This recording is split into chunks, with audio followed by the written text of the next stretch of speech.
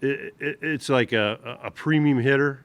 Every guy that went in and saw this guy was like thrilled with this guy's bat. Obviously, he's a left fielder, corner outfielder, with a lot of traits we're looking for as a hitter. Had a great year. Was a Pac-10 Player of the Year. Power started to show up, and that was the one thing that we kind of questioned a little bit early on in this guy's career. He's played some infield in the past.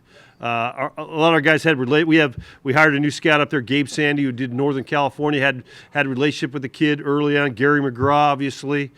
We had a couple of our pro scouts see this guy also early in the year. Everybody came away just thrilled with this guy's bat and offensive potential, and we were very excited to get him in the second round.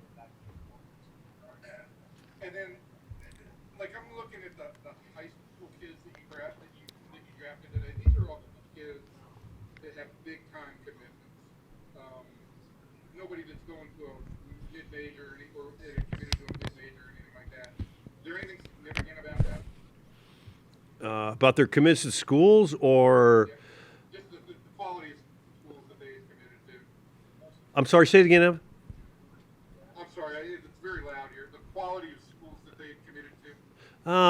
I don't know. I never really, when I scout guys, it's about the player. I don't really worry about where they're going to school. Sometimes if they obviously get a commitment to a school, it's a high academic, and they are an academic kid. Sometimes I get a little leery, but these kids are baseball players. They wanted to play. Our scouts did a tremendous job. You're speaking of Colley and Mahler, and with Mahler, Dustin Smith, the area guy.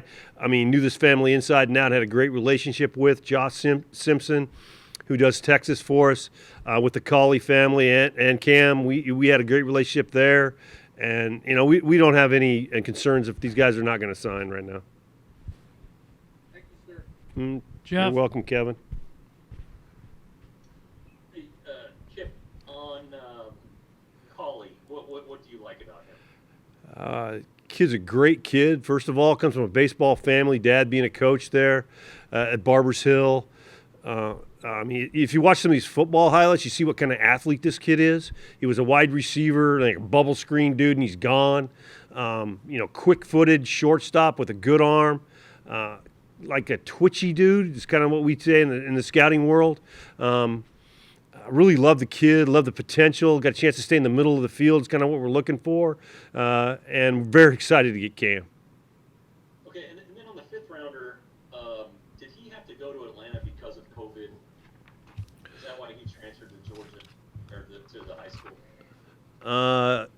You talking Bratt Mitchell? Bratt. No, he didn't. You asking if he got COVID?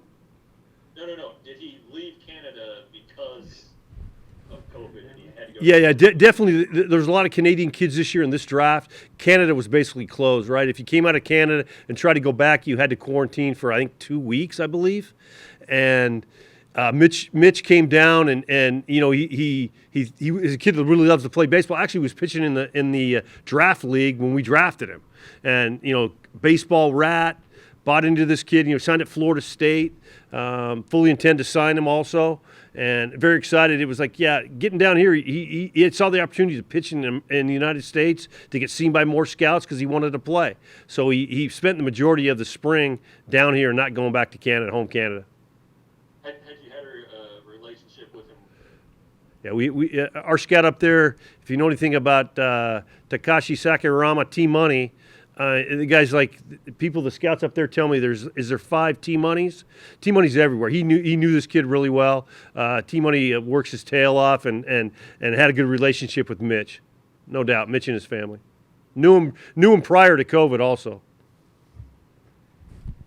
Okay, let's go to Jared.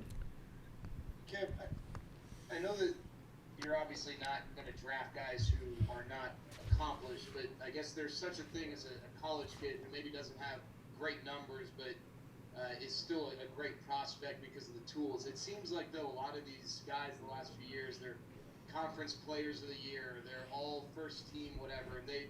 They're not just great prospects, but guys who actually accomplished a lot relative to the competition. Has there been more of an emphasis on the production part of it for some of these college kids here the last few years? I'd say, quite honestly, there probably is a little bit more of a emphasis on that. Using the analytics we have, and I'm not saying these are analytic-driven picks, because, you go up in that room and the scouts, to a T, love Zavala. I mean, the whole room was like ecstatic when we got him. So even though the analytics piece was like large in taking him also, so it's kind of a group effort, so to speak, Jared. And maybe it seems like it's worked out that way in the last few years, but it's not something that we've sat down and say, hey, let's emphasize guys that are college conference players of the year, that kind of thing. It just kind of worked out that way. But we're happy that they've had those accomplishments and they're successful, and hope they continue that way when they in a Texas Ranger uniform. We fully see that it's going to play out that way too. Moeller, what do you like about him offensively and as a catcher? Ian's a unique individual. I mean, just the person. I mean, we got to know him quite a bit here, and myself included, here in the process of draft. And he was an Iowa kid who did not play in his high school baseball team, and basically was on all the summer circuit, like all the big events. Prototypical college build. Folds up really, really nice for a big man. Very good hands, plus arm, and big power. It seems like he might be a little bit more of a power over hit guy at this point, but I think Ian can, morph into more than just that. The power kind of rivals the Sam Huff a little bit, raw wise, but he's got a chance to be, it's a really good kid, and I think the catcher makeup we really liked. And even though, it's weird, the way baseball's going nowadays, some of these kids don't even, they're on the travel ball teams, and Iowa really doesn't, have a big high school baseball thing, so. He didn't really play in a high school baseball, which is kind of weird. But we saw him a lot. Levi? Yeah, I also wanted to ask on Muller. I guess to the he said he didn't play a whole lot of high school ball. Is there any sort of red flag as you're drafting a guy like, well, we see what he's capable of, we see the tools, but how does he play as a part of a team? Is that part of the consideration process? Yeah, Levi, that was something we had a lot of conversations on that, to be honest. And something I've never really had to deal with in all my years, that kind of aspect. But just doing the work on the kid, talking to guys that were teammates on like the travel ball teams and the summer circuit, there was no red flags for us once we got to know the kid and what he was about and what the family was about. But yeah, I mean, it's something that, like I said, I've never really had to deal with, and it's something that's new to me. And I think probably here moving forward, probably gonna have to deal more with that. So I think it was a good process we went through with Ian and his family. So. But yeah, that was something we did talk about and bring up. The question is, with him and then also Liam Hicks, which I don't know much about Liam Hicks, but as you're drafting catchers, is there a consideration of we're looking at maybe an electronic strike zone sometime in the next 5 to 10 years, and sort of focusing more on bat than defense when you look at catchers? Yeah, that's something we've talked about also too, which is I think is an important point. And do we know it's coming? It's, who knows? We think it might be. So it's something we talk about, like what the next generation of catcher looks like, so to speak, if there is an electronic strike zone. So yeah, obviously the offense is going to be more driven on that position than it is now. So yeah, we have talked about it, and it's not, I don't think we like pick because of that, but I do think that part of the player we maybe look at a little deeper now. Okay, back to Evan. The thing I don't understand about Mahler is if he didn't play high school ball but played the showcase circuit, what did he do during the spring? Because the showcase circuit is the summertime, right? Yeah, they have in Iowa, Evan. They have like I can't remember. It's the PG League they play up there, and they play every weekend. So and they play I think once during the week. And so that's kind of because they only have a shortened season in Iowa to play baseball. So they have the PG League, which they, a lot of these guys have Kellenick and these guys in the past have come out of there. So it's not, uncommon for a kid up in that area to be on the path that Ian Mahler was. Okay. Kellenick was a similar guy. Okay. And so it is a league. It's just not a high school team. Right. Yes. Yes. Very good. Thank you. You're welcome, Kevin. Back to Levi. All right. On my list here, we got 4 guys, and they're all college. 4 guys that you haven't talked about yet. Yeah. They're all college pitchers. So Chase Lee, Bradford Webb, Larson, Kendrich. Kendrick. There we go. Okay, and then C.J. Widger. Yeah. Is there is there a theme amongst these four guys? And if not, what can you tell us about these four? I think the theme was that our group's excited and the work we did on these guys. Chase Lee, I can speak about each of these guys individually, but Chase Lee, they call him the Viper. It's an interesting story. The kid was on an intramural team at University of Alabama and said he wanted to go out and be a pitcher, and so they let him try out, and he dropped down to be a sidearm pitcher, and it took off. And this guy was one of the better relievers in the SEC. It's a little bit of an older guy, but we see this guy maybe as possibly a fast comer. Kind of reminded me a little bit of Darren O'Day a little bit when I saw Darren, pitch here with the Rangers. And I think Darren's still pitching now. I think he just got hurt. But that's kind of when I saw him, it kind of reminded me of him. Bradford Webb was a guy that's Virginia Commonwealth. He came from a D3 school before he went to VCU. He was a VCU grad student. He's obviously an older guy. The scout up there, Brian Matthews, was banging the table for this guy, even though he's an older guy. He thinks he's definitely a starting pitcher. Thought this guy was under the radar. Thought we should pick him. And, I never saw him, but, I was ecstatic and obviously Brian Matthews was too, because he was the guy driving that train. Larson Kindrich, Biola University. To me, this could be one of the bigger steals in the draft for me. It's a left-handed pitcher. There's a plus fastball. There's a plus breaking ball. I think there's a lot of reasons I don't want to talk about right now that he was available at that point. But he was pitching in the Cape Cod when we drafted him, and I'm real excited about him. And C.J. Widger, a left-handed guy. T-Money, another guy. T-Money, he's good at these late-round kind of guys. It's the son of Chris Widger. Ex-big leaguer with the White Sox. I believe he's a coach with the White Sox. A coach with God, who's he with now? Royals, excuse me. So the kid's like a projectable. Even though he's a little older too, he's still projectable. It's a loose arm. I think he's like a late developer, son of a big leaguer. Excited to get him in also. One last thing from me on these, a couple of these I hear you said a little bit of an older guy and maybe some guys that are going to come up quick.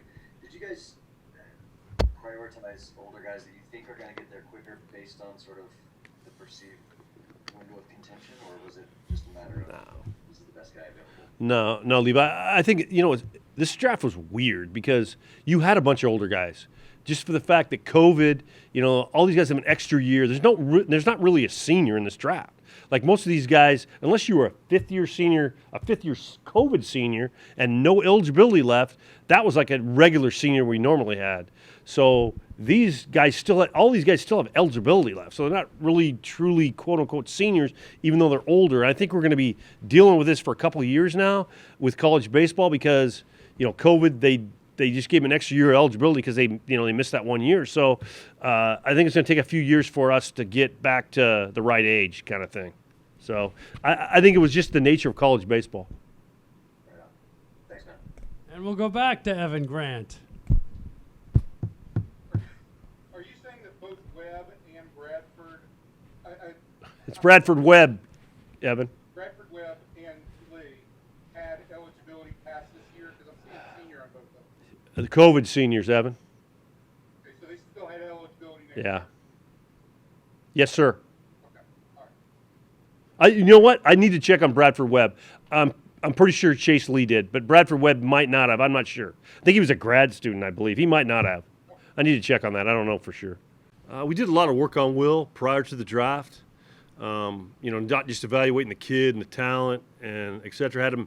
He was here with his father here in Texas and worked out for us. Had a chance to meet him and felt like talent worthied a draft pick. We'll kind of see where this goes. He's at Clemson playing football right now. Can't predict anything and haven't had any conversations with him. So, but we like the talent, like the kid, like the family, like what he's about. And so kind of that's why we went there, Levi. Thank you. Evan. You changed clothes in the last 3 days? I can't hear you, Evan. Yeah, I'm going to check my watch right now since you're talking. Okay. It's So on Taylor, is he actually at like Clemson camp right now? Yes, he is, Evan. So if he goes to a class, and I don't know that. Those rules. Those rules aren't no more. It's different rules. No rules like that anymore, Evan. So you just got the next 2 weeks. Yeah, we got August 1st as signing deadline. Doesn't matter where they're at. They could go to class, whatever. It doesn't matter anymore. All right. What can you tell me about Leath? Jackson Leath? Yeah, Tennessee did not pitch all last year.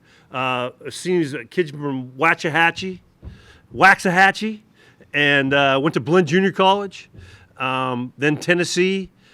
We saw him in, I'm trying to think of the right years. It's 20. We saw him in 20. And he was hurt all last year. He had a hamstring issue that was a pretty bad hamstring. And he's been rehabbing here. Like the arm. Been a bullpen piece, a big staple at Tennessee, especially in 20. Felt like, we were getting like an undervalued guy because he didn't play it all last year. And I think the guy has a chance to come pretty quick and show up in the big leagues here in the next couple of years. And the expectation is he'll sign. I mean, you're not expecting him to go back to Tennessee? No, we're going to sign him.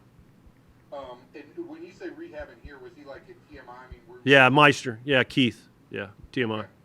And it was just the hamstring. It wasn't an arm. No, it was just a hamstring. Okay. A pretty severe, a pretty severe one. But I mean, it caused him to miss most of the year. Okay. All right. Thanks. No problem. Other questions for Kip? Justice. Hey, Kip, what are your thoughts on JoJo Blackman? Michigan kind of pitcher as well as an outfielder. He's also a three-star wide receiver.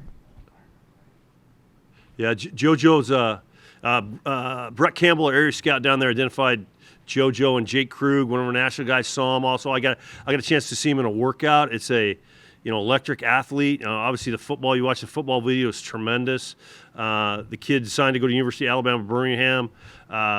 We'll see where this one goes. We like the kid a lot. I think he's got a lot of ability to stay in the middle of the field, play center field, and pretty energetic kid and a very gravitating kid. So we're excited about JoJo, and hopefully we'll get him out there in a Ranger uniform here soon.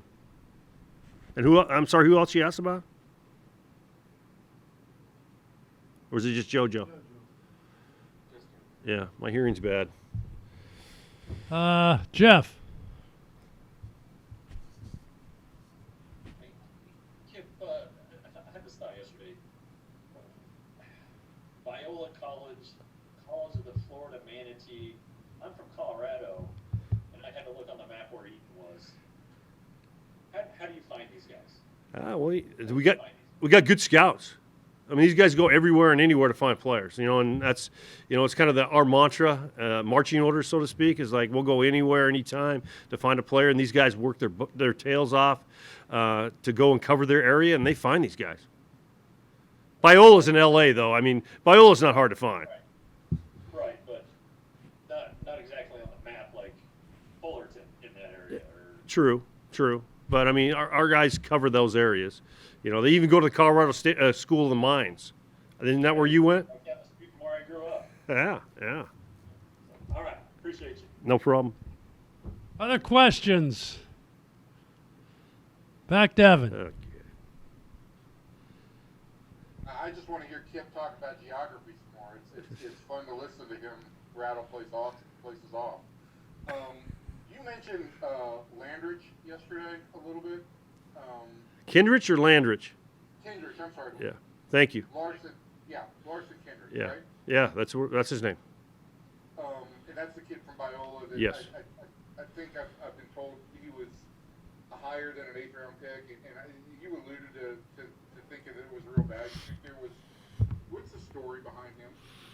She's a guy's kind of a late developing guy, and went to an off-brand school, so to speak, like Jeff alluded to at Biola, kind of off the radar, and people don't have all the data on him like all these other big-time schools, and our scouts identified him as a like an upside, even a college guy with some upside left, being left-handed, with probably a plus curveball and kind of average to plus fastball, and it was like I thought this guy would go way sooner than he did.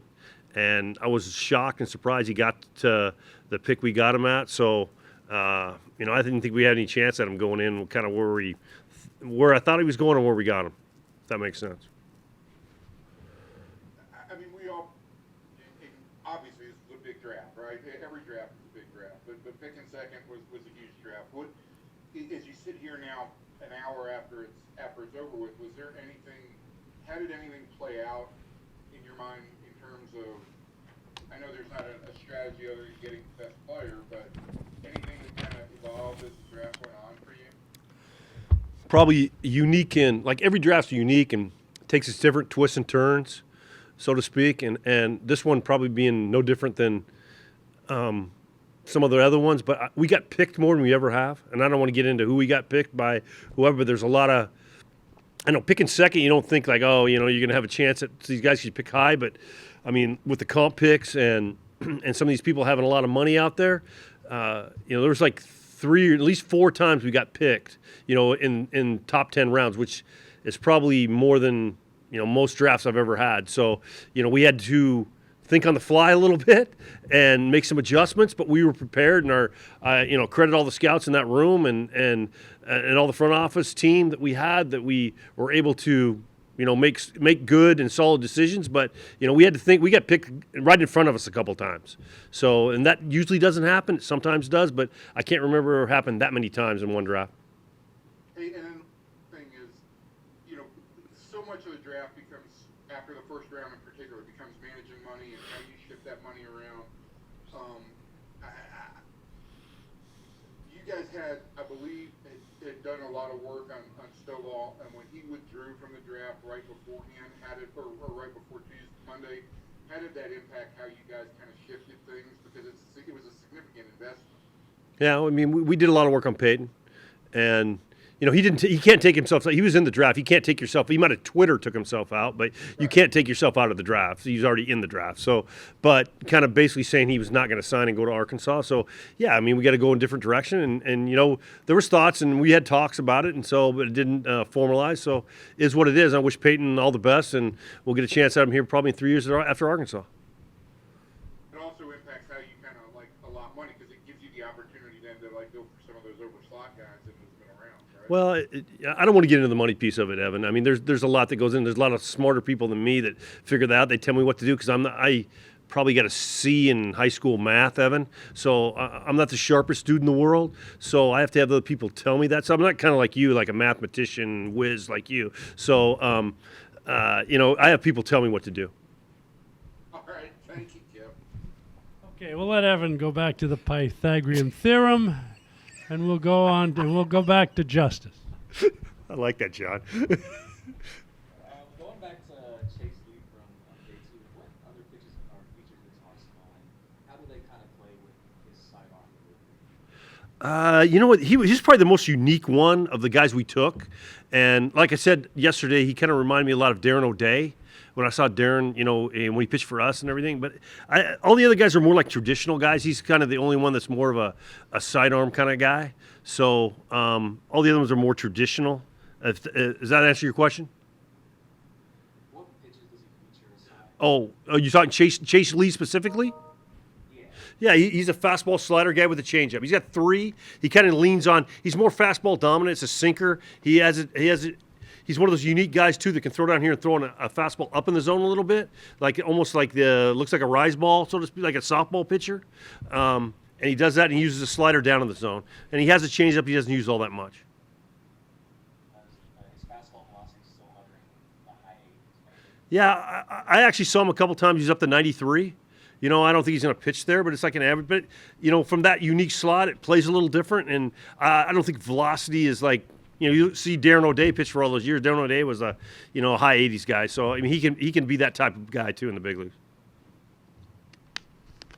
Levi. I don't want to let you go without at least giving you the opportunity here. Are there any guys from this last day that we have not asked about that you're excited about that you want to talk about? Oh, that's a good question, Levi. I appreciate you giving me the floor here. I have to answer Evan's geographic and mathematical questions. I tell you, the 20th round guy we took, Montalvo, intrigues me. He's a kid that's a Puerto Rican kid who came over to the United States because of COVID and pitched in Kissimmee at a private high school. It's a big body with a good arm, really good arm. We got to get him a breaking ball a little bit more than he's got now. He's got a really good changeup. Kind of excited about him. Kyle Larson's another guy that pitched at TXNL Academy. It's a kind of I don't know how you explain those high schools they have down there, but it's more of like a baseball high school. They take online classes, and this kid's an interesting dude. He's going to the University of Florida. We'll see what happens, but I really liked him. It's like a bit arm. It's a starter. He's got a 4-pitch mix. It's interesting. Yuri's another guy. He's a kid from Colorado. Levi Lacey, our scout there, did a tremendous job. He's a 6'7", 230-pound left-handed pitcher. I mean, it's signed to go to Oklahoma State. We'll see where this one all goes, but we really like the he's got a chance to start. He really good control of his body. He's got a chance to throw really hard at the end of the day. Then the last guy I want to talk about is probably Tucker Mitchell, who's our 14th rounder. He's a junior college kid that began at Florida Atlantic and ended up going to Manatee there in Florida. It's a really good look. It's kind of a Sam Huff light kind of profile. Really folds up good. This guy can really catch, and there's some power there. And signed to go to, I think he's going to North Carolina State. So, some of these guys we're going to have to grind a little bit and figure out if we can get them in uniform. But, I think some of these guys are going to fall here in the next couple of days. Appreciate you asking, Levi. Yeah, of course. And we'll go back to Evan Grant. Hey, I was just going to basically follow up on that. Just based on your tone of voice, it sounds like those 5 guys, Larson, Blackman, Taylor, Ure, and Tucker, those would be the biggest challenges. I don't challenges. I mean, they're all challenges in some way or form as far as like, how much it's going to be for us to sign them kind of thing. And we're just kind of in the process of doing that. I don't know if those 5 are more challenging than the other guys or the other 4 or 5 or 6, so to speak. So they all got a unique piece to how we're going to get them done. And I think some of these guys a couple of them have already fell anyway. I'm not going to mention who they are. So. Okay, and Alfonso, is he a pitcher or a shortstop? Pitcher. You Pitcher. drafted him as a pitcher. Okay. Yeah.